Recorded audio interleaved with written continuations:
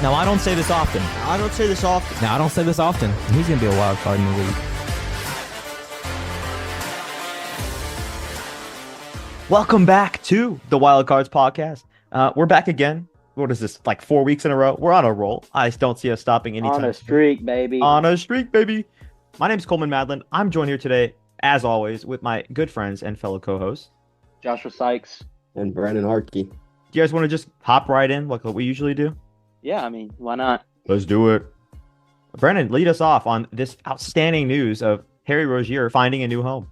Terry Rozier, Celtics legend, was traded to the Heat in exchange for Kyle Lowry and a 2027 first-round protected pick. So I like this trade for the Heat. I think Terry Rozier is a great piece, starting or coming off the bench, because I don't know like what the rotation will be, but I think this definitely helps. He started tonight. This definitely helps the Heat then. This helps the Heat with their playoff hopes, because like last year, they were a play-in team that then happened to beat the number one seed and made it all the way to the finals. But they did lose like key pieces. So I think this is good. And then Kyle Lowry, I mean, with the Hornets, he's veteran presence will definitely be welcome there, but he's not gonna like teach LaMelo Ball like things, because LaMelo Ball's already good. Like most veterans go in there to like teach. But I think they'll just respect his presence, and hopefully that 2027 first round pick turns out to be a good one. But what do you think about it, Coleman? I agree with what you said. I would say that LaMelo could still use some mentoring, but that's on a side piece. I think that Kyle Lowry, obviously, and it probably his worst season of his career. He's pretty old now. He can still be effective. But he's averaging 8-4 or something like that on the Heat. I think that the Heat once again fleeced another team. That's what I got to say about it. Yeah. All right. Do you guys want to move on? Oh, sorry. Keep going.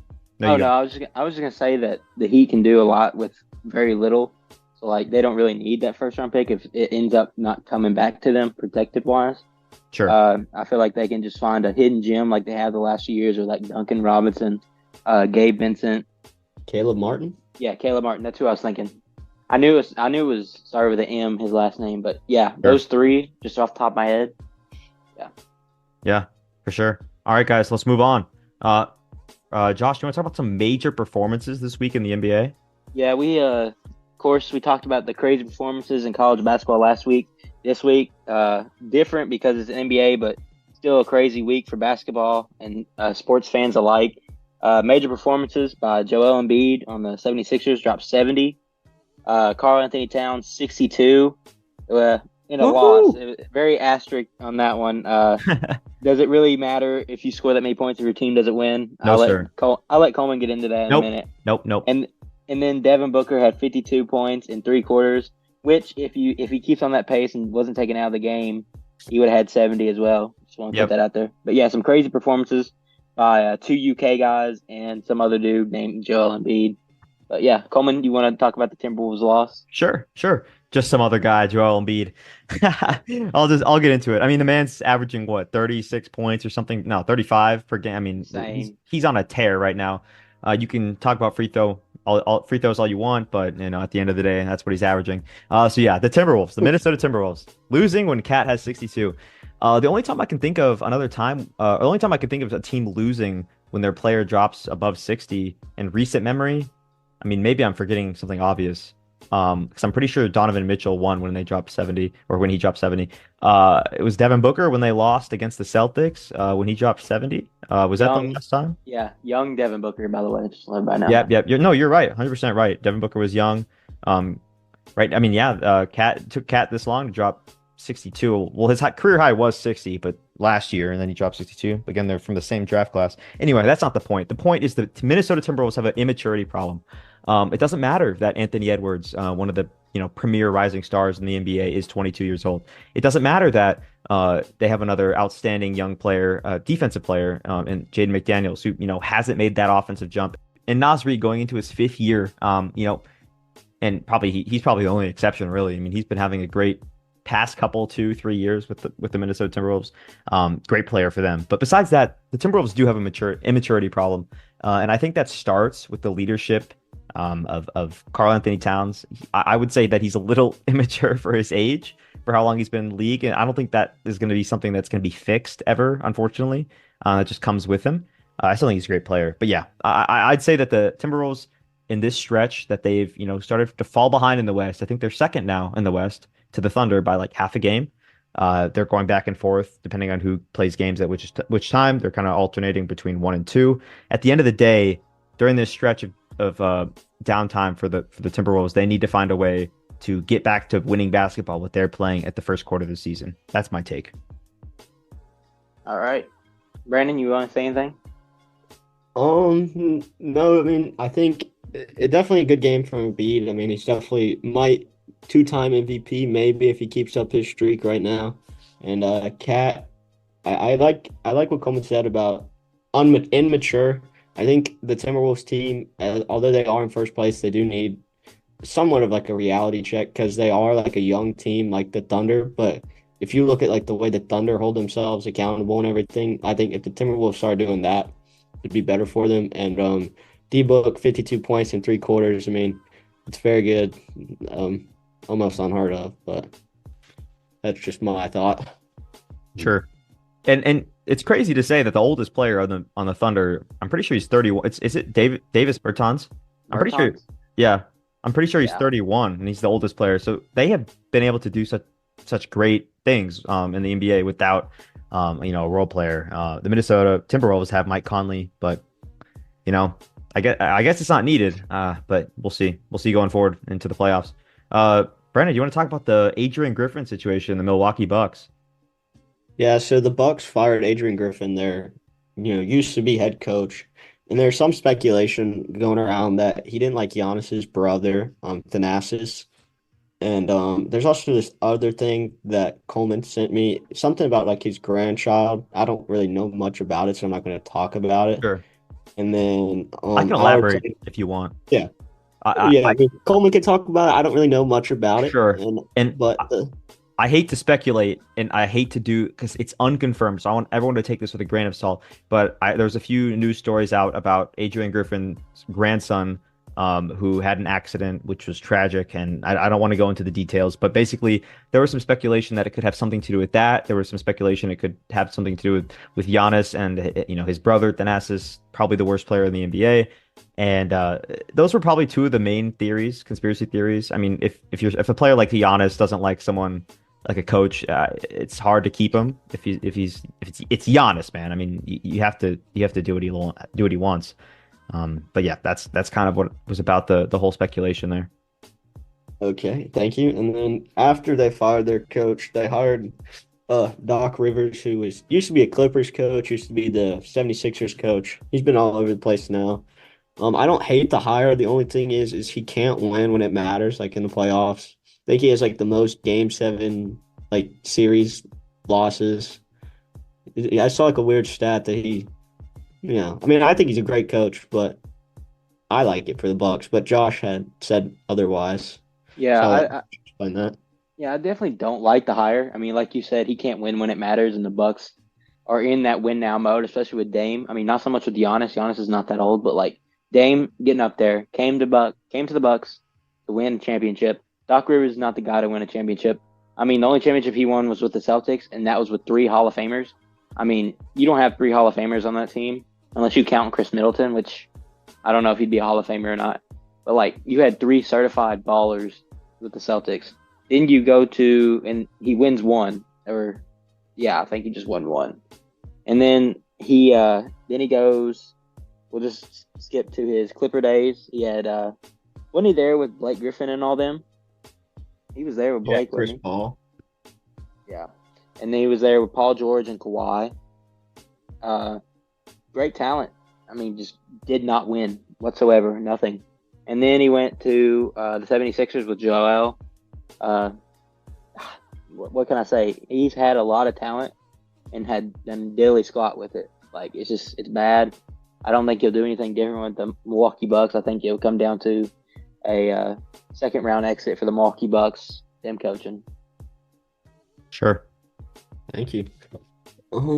Let's see. Moving on, I think Coleman will talk about what the Wizards move they just made today. Coleman? Sure. Yeah. So earlier today, the Wizards decided to well, we don't know what the game plan was, if it was a mutual decision or not, but Wes and Unseld, the Wizards head coach, moves into a front office role.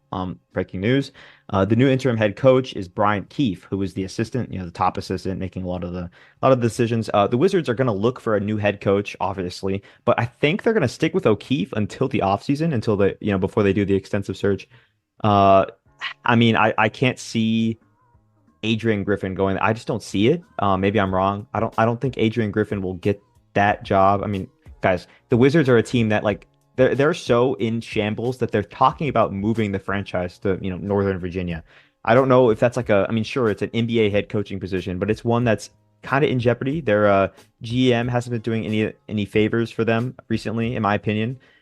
I don't think that the I don't think that the Jordan Poole move was the best. And then they had to reroute Chris Paul to the Warriors from the Suns, and they got rid of Bradley Beal.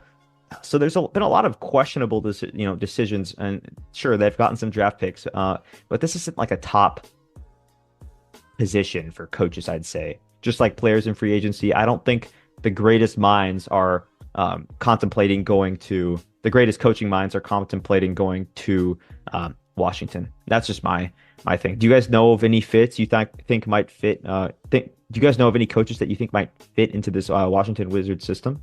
Yeah, I actually have two, and these are going to be a little surprising. Okay. Okay, so I have my head coach from high school. I think he'd be a great fit. And then secondly, I think actually I have three. And then the second one would be like Brad Calipari, which is an assistant coach for Vanderbilt right now. That's not even I mean, like he's not going to get the job.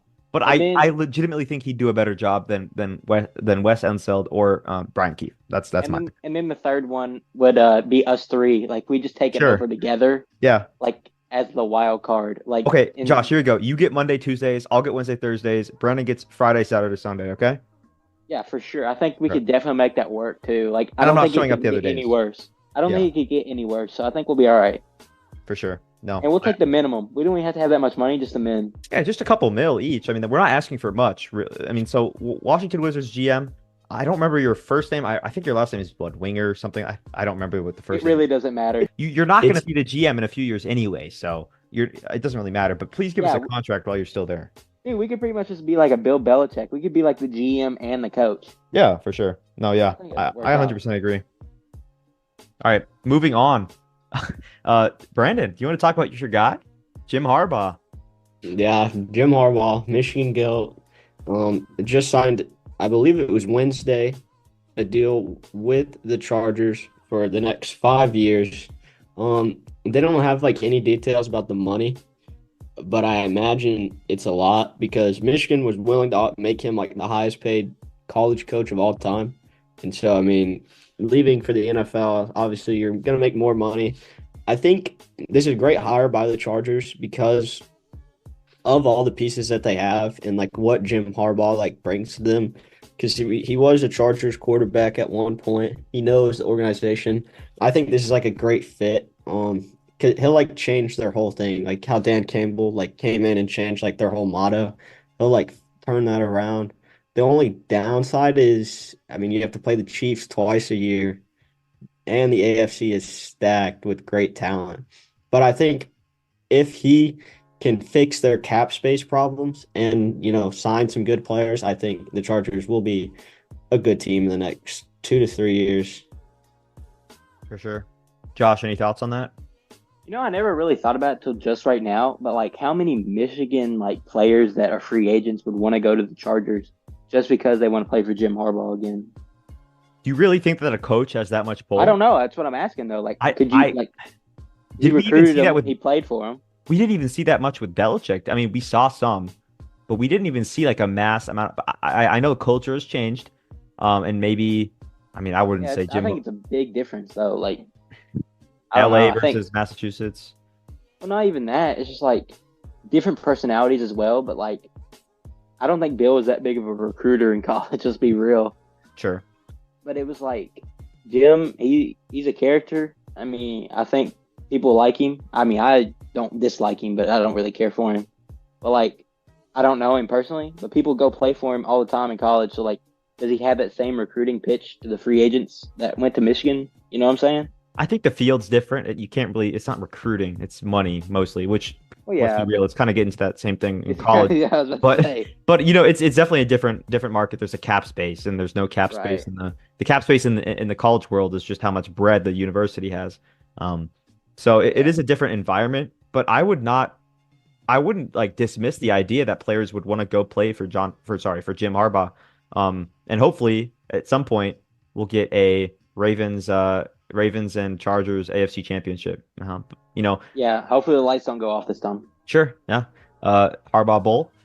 I mean, we could see another 49ers Ravens, but we'll talk about that later in our NFC AFC predictions. But for now, I'll go ahead. Sorry. I was gonna say, but for now, Brandon, do you want to go back and talk about the Falcons and what their plans are for their head coach position? Sure, man. The Falcons, their plan as of today, Thursday, they just hired the Rams defensive coordinator, Raheem Morris, to be their new head coach, which I don't hate because that team does have good defensive players. I just wish they would have got like an offensive-minded guy because I love like all their offensive pieces. And the Panthers hired former Bucks offensive coordinator Dave Canales. And I saw that like he has ties to the Panthers' new GM, whose name I don't know off the top of my head, but that's like how he got that job because I honestly like hadn't heard of this guy like in the coaching pool. Like I've heard of Raheem Morris, but I didn't know this guy was up for a head coaching job. So this one kind of surprised me, but I heard like what he did with Baker this year was like, unexpected. Like many people like thought Baker Mayfield wouldn't be that good. And he changed, my opinion about Baker Mayfield, and he carried the Bucks to the divisional round where they did lose. But I mean, I think this is a good signing. Hopefully it can turn Bryce Young's future around, but I don't know. For sure. My take on this is that I thought that to give credit to Dave Canales, well, I thought that Baker Mayfield would have turned out how Derek Carr kind of turned out this year. I thought that was going to be kind of a similar situation.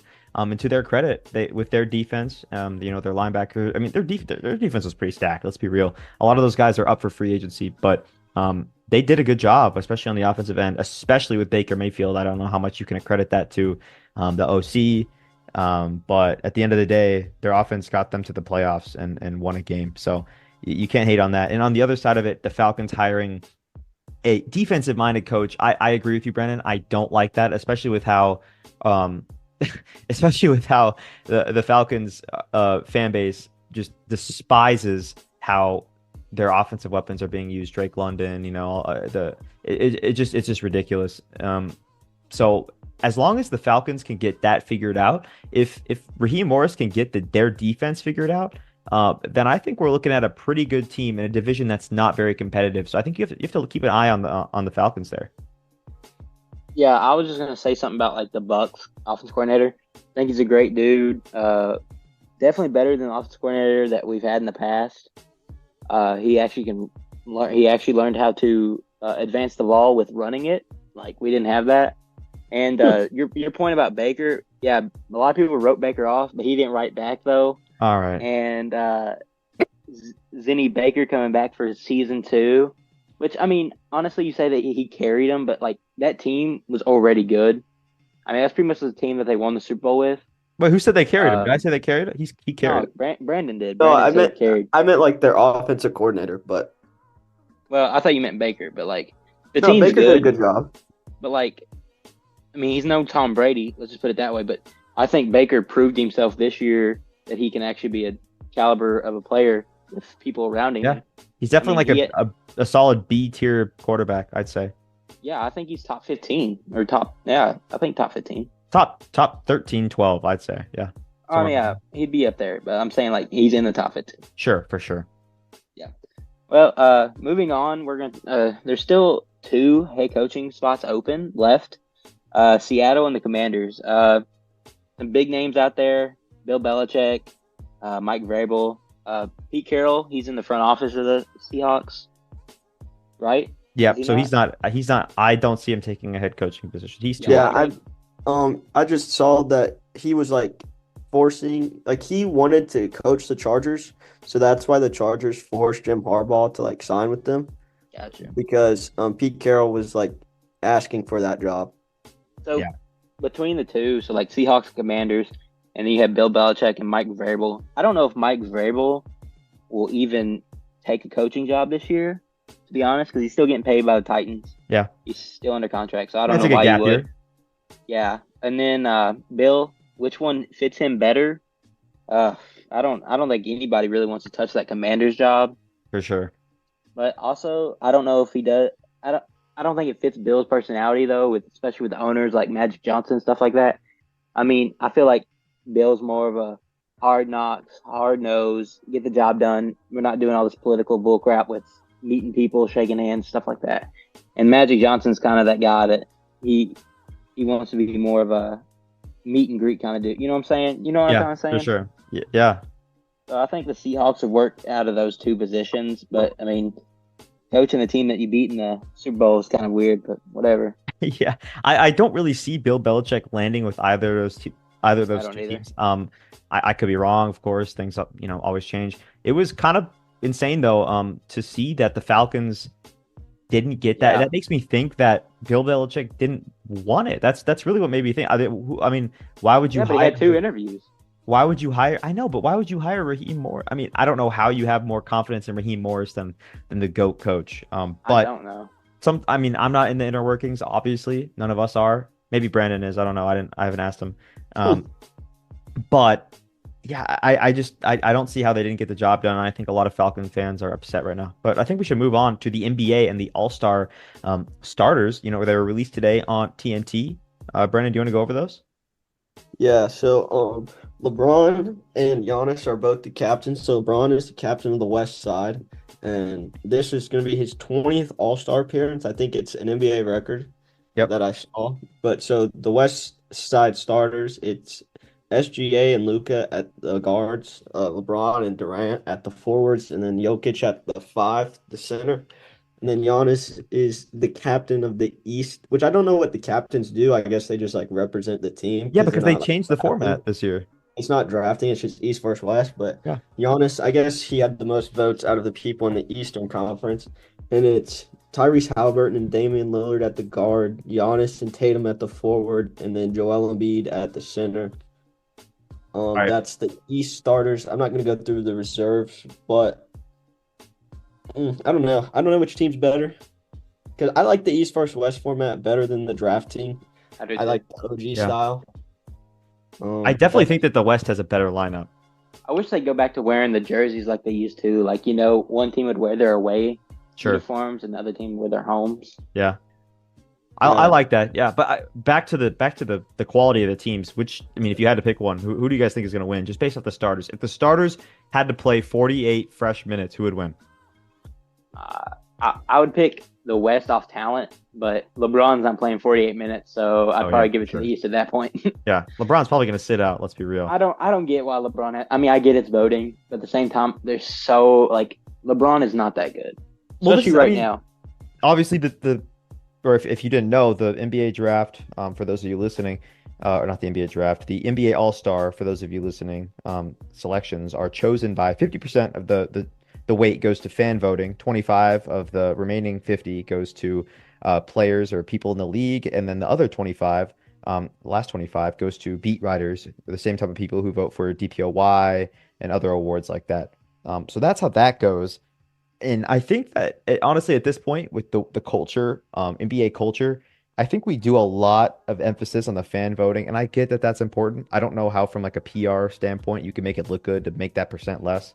Obviously, the fans need to have a say, or at least the NBA is the only league that does that. Am I right?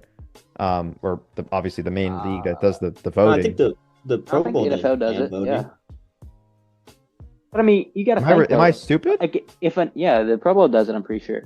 But if enough people voted for Oscar Tshiebwe, he could be captain, and that doesn't make any sense. Do you guys remember when that player overseas got the whole controversy? It was kind of a controversy. The NBA had to change the way that they chose the All-Star selections because a player from overseas, he rallied his fan base from home, and their entire country went to the polls every day on their website and voted every single day. and he got voted as an All-Star player. And he was not an All-Star quality player. I forget the name off the top of my head. I should know this. It's on the tip of my tongue. I'll come back and say it if I remember his name. But I remember that story. So they have changed it in the past, the way that the stuff is voted for. But yeah, I definitely think that the format is interesting. I mean, let's be real. Derek White was about to get voted in my opinion. I don't think he's an All-Star quality player with the talent that we have. I think that he's a great player, an outstanding player, and the Celtics would fall apart without him. But that's just one player of an example. I think that if fan voting was 100%, it probably would not be that good. But like looking at the starters, let's all name one person we think got snubbed. We'll start with Coleman. Jalen Brunson, number one overall. I think that's ridiculous that Damian Lillard got over Jalen Brunson. Jalen Brunson, he's been getting slandered. I saw Candace Parker was slandering him and then made some sorry response afterwards saying that it was something. And then he's been, slandered for his height. He can't get it done. I mean, we're talking about a Naismith College Player of the Year. National champion, right? And all these things. And he's been getting it done in the NBA. There's no other way to say it. Just because you don't have a ring doesn't mean you haven't been getting it done. And to slander someone like that and to have Damian Lillard, who, quite frankly, shouldn't. I think he's an all-star. He's not a starter, guys. I mean, are you serious? I mean, the numbers just say it all. I mean, he's not a first option on his team. Some could argue he's not a second option on his team. He hasn't lived up to expectations, in my opinion, for what the Bucks thought they were going to get. And that's my 2 cents. What about you guys? Go ahead, Brandon. I can't really think of someone that got snubbed. I like all of them really. I mean, you could argue that Damian Lillard isn't as good as he used to be, but I feel like that's the only spot where you would take someone out besides LeBron. But you can't take LeBron out. So yeah, no, I know what you mean. There's not really I think the fans did a pretty good job this year. Because Tyrese Halliburton's been killing it. I don't know if he'll play because of injury. But I still think he deserves to be a starter. I mean, the only person I would see is Dame, but Dame is ridiculous. The fact that he got it is it's outlandish. It's slandering at its finest, and I think it's a disgrace to basketball. Who gets in over Dame? Jalen Brunson. Oh yeah, I'm sorry. I blanked there Take for a notes, second. Josh. Take notes. My bad. I was just gonna say you got LeBron in there, not a good aging player. I mean, where's Steph Curry at? I mean, he's better than LeBron right now. Okay, no, I completely disagree with that. I completely 1,000% disagree with that. No. I'm saying oh, okay. I think if you're gonna put Sure. LeBron in, if you put LeBron and Curry's numbers up this year against one another, who wins that? I mean, I don't think it's that close. Actually, I think LeBron's been having a better season. You think so? Yeah, I mean, his team, it's not much better. Not a much better season. I think he's been having a better season. I think Steph Curry, the fact that he's, LeBron's pretty much a lot older than him. Not a lot, but when you get up there, a day is a lot. And the fact that he's been able to have similar numbers and slightly better numbers when you look at a lot of the advanced stats, besides 3-point shooting, obviously, because you can't really go against Curry with that. It's been insane. And Curry, the Warriors have been a mess. They're not in the playoff contention run right now. I know it's early, but is that his fault? Yes, it is his fault. Yes, it is. Sorry, no, it's not. Yes, it is. I think that is his fault. How? LeBron carried. I don't want to get into this, but LeBron carries. I'm saying LeBron carried his team when he had no one. When he was 18. All right, bro. We get it, guys. LeBron is having a better year than Curry. Yeah, LeBron's having better. All I'm trying to say. Who is your snub? And please don't say Devin Booker. I wasn't gonna say Devin Booker, but I will now. No. Devin Booker got snubbed, even though he hasn't played enough games. I think he should have played more games to play in it as a starter. But yeah, I'm gonna go Devin Booker now that you guys said not to. I'm going to. That's just laughable, but we'll keep going. I'm done. That's pretty much it for me. Okay. Moving on from the All-Star game, Coleman has a feel-good story of the week he would like to talk about. So, I do Coleman. indeed. I think it's time we stop talking about the negative. All right, I want to be positive on this podcast. I want to talk about feels good story of the week. Each and every week that we do this podcast, I think it'd be a good, I think it'd be a good mood uplifter, a good energizer, and just brings overall good vibes to the story. All right, I'm getting into my hippie arc, and I think what better way to start it off by transitioning from something that was bad into something that was good. So the something that was bad this past week, which we'll go over in a bit, actually right up after this, is the Tyler Bass situation. So the Tyler Bass situation, you could probably call it a disaster, was his missed field goal in the divisional round against the Chiefs. That kind of, I'm just gonna say it did blow the game for the Bills. The Chiefs own the Bills in each and every way possible, imaginable. Josh Allen, I think, without Patrick Mahomes, and he's not even in his division. It's almost unbelievable how unfortunate it is for the Bills how they just can't get it done. But we're not talking about that. We're talking about Tyler Bass. All right, he missed a field goal that probably no, that would have changed the game. I don't know why I keep erring on the side of probably. It definitely would have changed the game. And so he receives death threats as players do when they sell their team, sell bets, sell player props, sell player props, and sell all these type of things. NFL fans are ruthless. And yeah, so he got attacked. He had to disable his social media, all these things. And he's actually involved with a cat rescue charity that, went right to his rescue. They posted online about how he didn't deserve it, that he was a great guy, all these things that I'm sure are true. I don't think all these guys that miss kicks are as bad as people on Twitter make them out to seem. Just because they miss a kick doesn't mean that they're a bad person, all right? Unless it's Blair Walsh in against the Seahawks in 2016. That's a different story. But yeah, so they came quick to his defense, and they posted, a link. They have a link to donate for people to donate money towards their cat animal shelter and stuff like that, and that raised over $250,000, which is pretty outstanding. I think the total is at like 270 something now. But yeah, and what's even better was that this money came from both Chiefs and Bills fans. You can see the comments on the donations, and there's Chiefs fans showing support, saying that he shouldn't be this criticized for missing a kick, although it was pretty important. It's never that deep. It is just a game, and it's glad to see that. It's glad to see that people can come together over that and donate some money to a good cause. Yes, way to put that, Coleman. That is a good story. Thank you. Feel bad for Tyler Bass and Bills Mafia, as I did expect them that this would be their year, but this is just another thing that they'll have to learn on. I mean, and just put it behind them, and hopefully they can use it as fuel for next year. But yeah, we'll see. Josh, you go ahead and just tell us who won the games, and then you could just ask me and Coleman, or you could share your own thoughts of, what the outcome was and what you thought should have happened. Yeah, so I'm gonna start out in the AFC.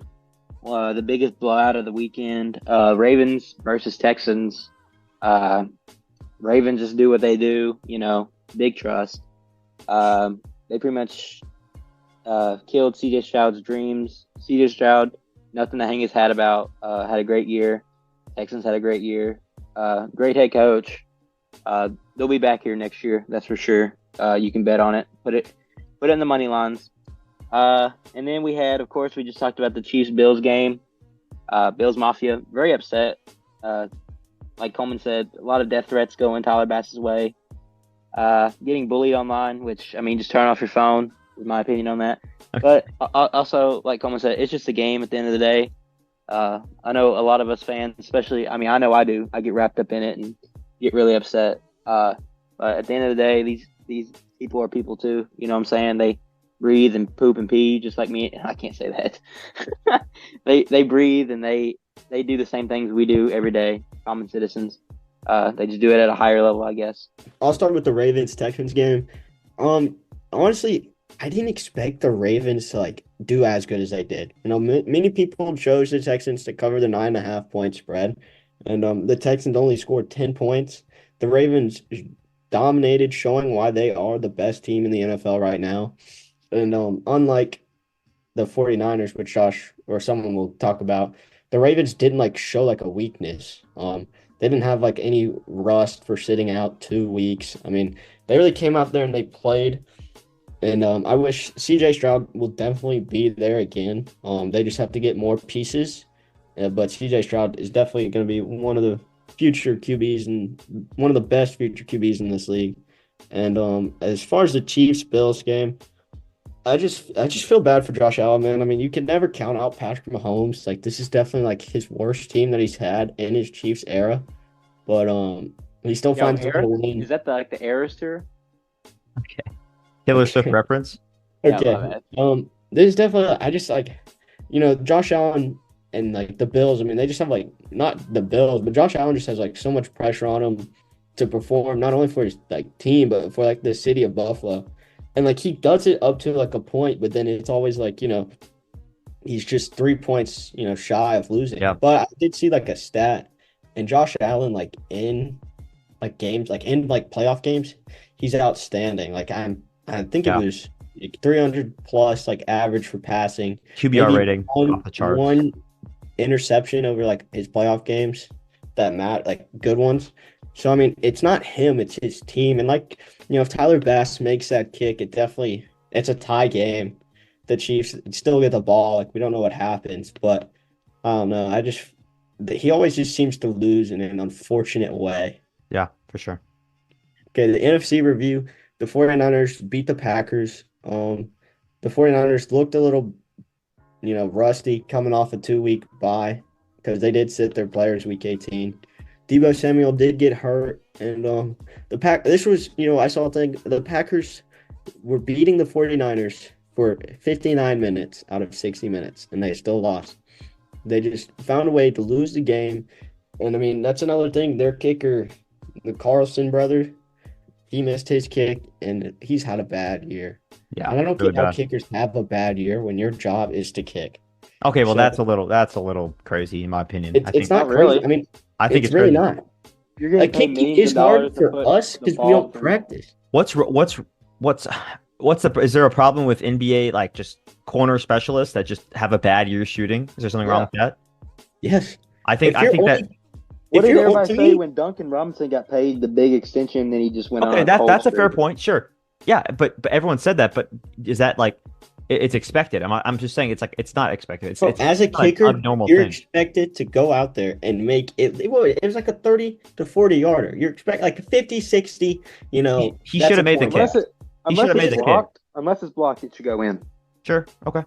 I mean, yeah. look at the To an Auburn guy extent. down at To an extent, under 50, under 45, I think it should be a lock. no Under 45 should be a I guaranteed. think I think under 50 should be a lock at this point.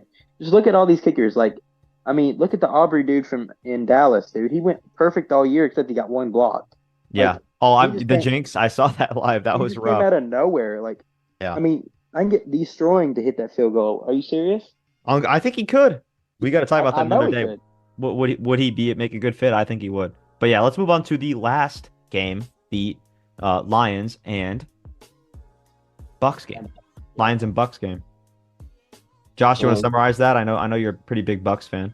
Well, I root for the Bucks now since Brady was there, but Baker Zimbabwe didn't get it all the way done for us. I mean, he had a pick at the end of the game.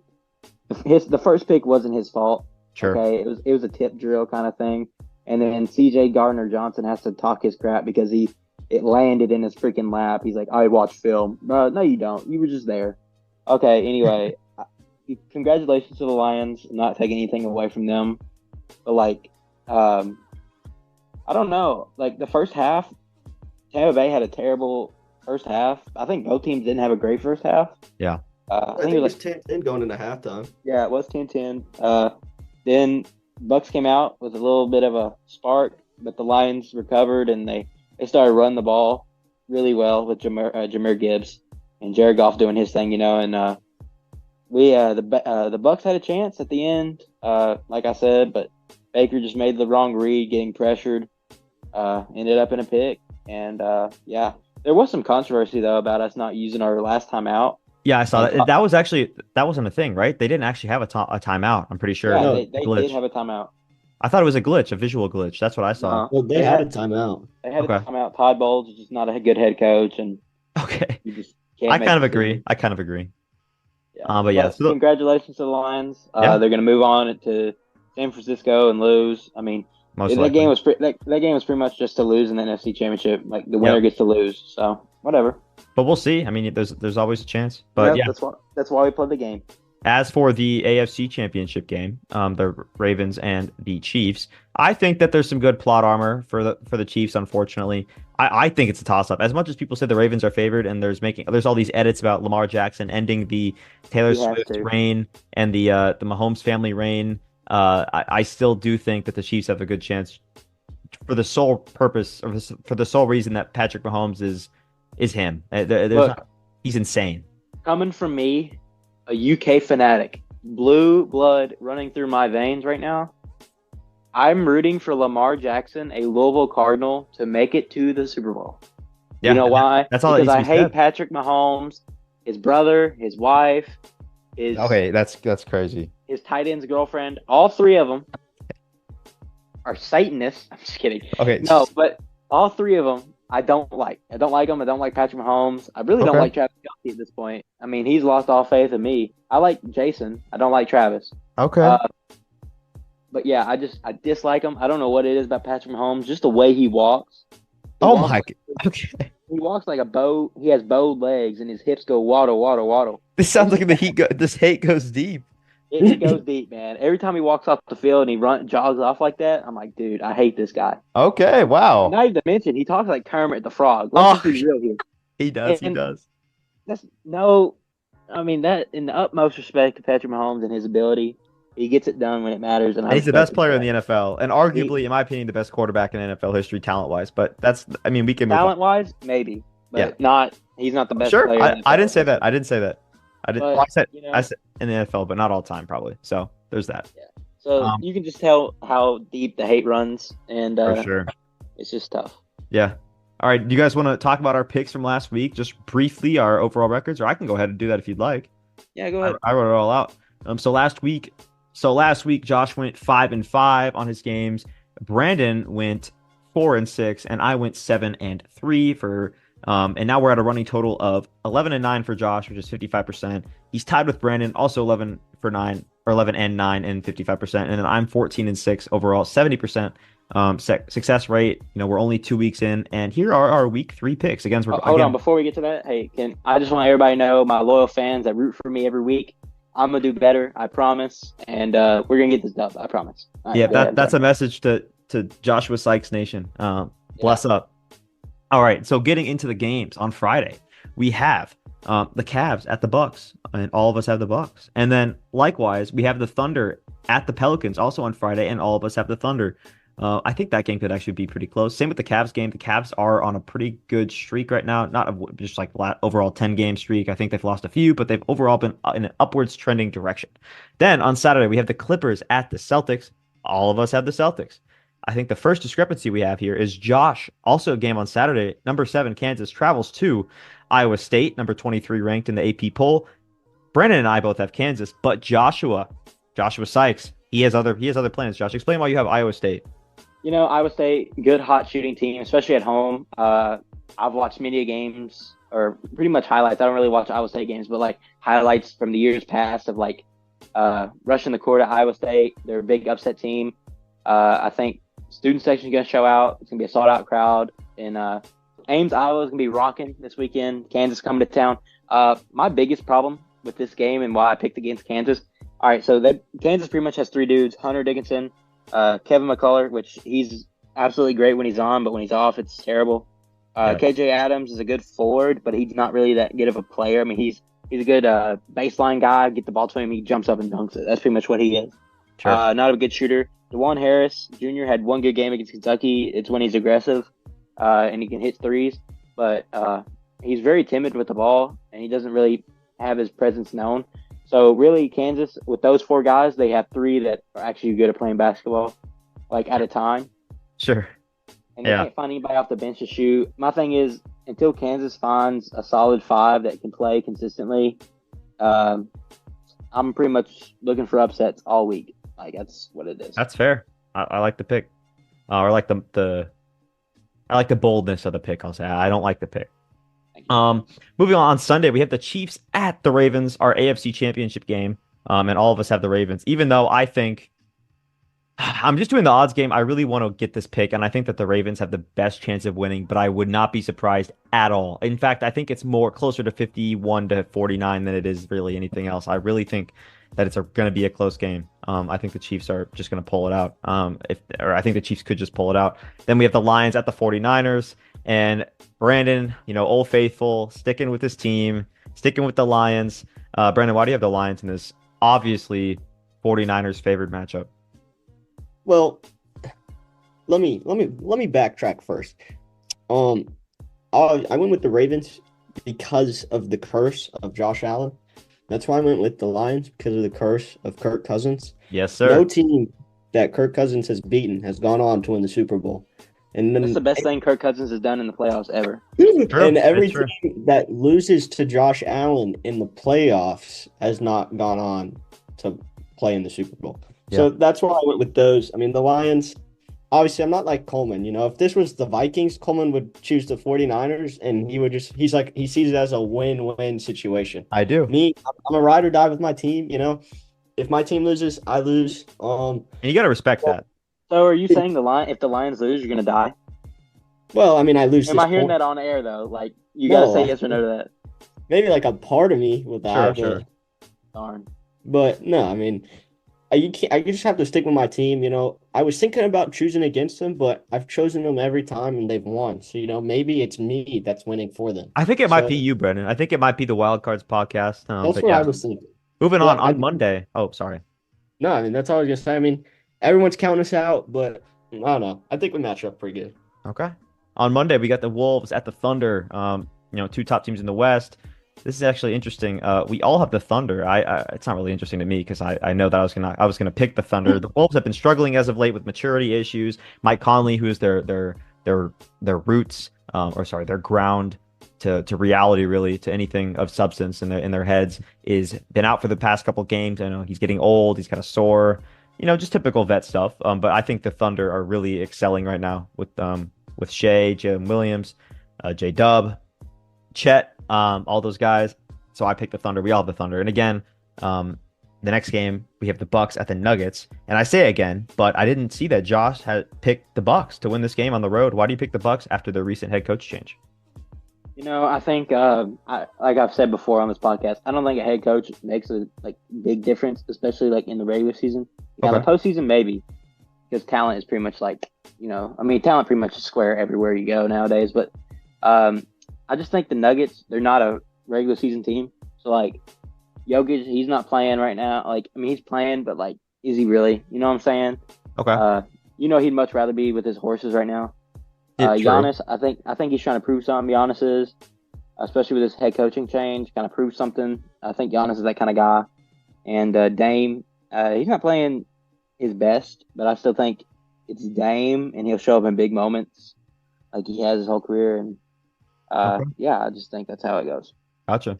All right. On Tuesday, we have the Pacers at the Celtics. Again, another Celtics game, and again, another game where we all have the Celtics. They won. They had 145 points tonight. I mean, they're on a roll. They're the best team in the NBA, in my opinion. Not by far. I don't think Tyrese is going to play. I don't think he's playing. Still hurt. So it's going to be an interesting one, but I think the Celtics are going to pull it out. Well, I guess we all do. And then on Wednesday, our last game of the week, we have the Nuggets at the Thunder. A lot of Nuggets, a lot of Thunder, a lot of Celtics this week. We all have the Thunder actually. So the Nuggets traveling to OKC.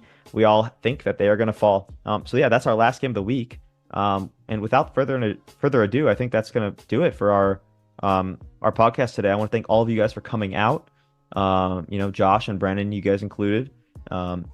We had to change our date of recording for this one with classes and stuff, but we're still going to get it out on our scheduled time as usual. So with all that said, I want to appreciate all you guys. Make sure to check out our social medias. Go to Instagram and then look up Show Wildcards, and you'll find our social media. There's a link tree in there where you can find the links to pretty much everything Wildcards. So go ahead and do that. And unless Josh or Brandon, you guys have anything to say, I think it's a peace out from me. Thank you guys. I appreciate y'all showing up. Peace out. Peace. Thank you for listening.